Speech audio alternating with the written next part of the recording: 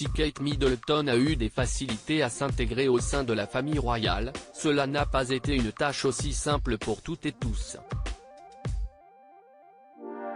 Et Camilla Parker Bowles n'avait pas une position très envieuse pour démarrer du meilleur pied avec les membres de la Royal Family.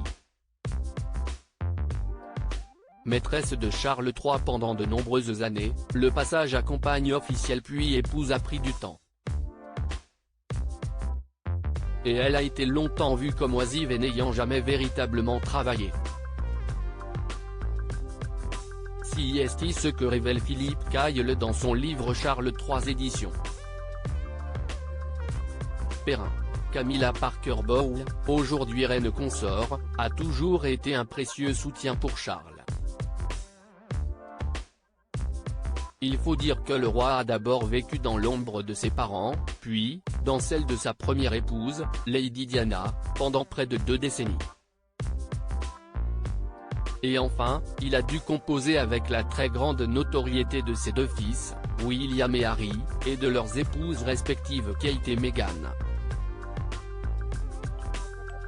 Si elle a désormais un rôle central au sein de la famille royale, cela n'a néanmoins pas toujours été le cas.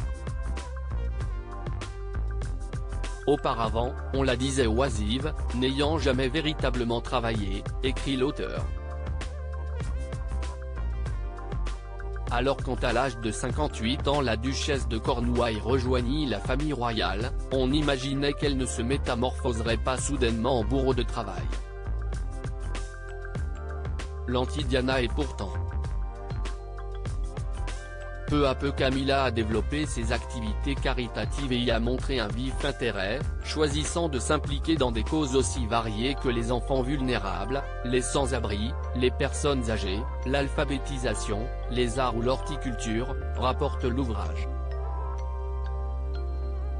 Et elle devient ainsi pour beaucoup l'anti-Diana, laissant Charles III briller enfin, en étant son plus grand soutien sans particulièrement attirer l'attention sur elle.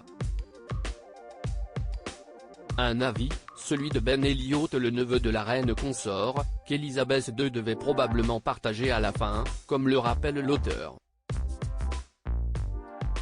En témoignait son attitude envers Camilla, qui avait changé au moment du jubilé de diamant.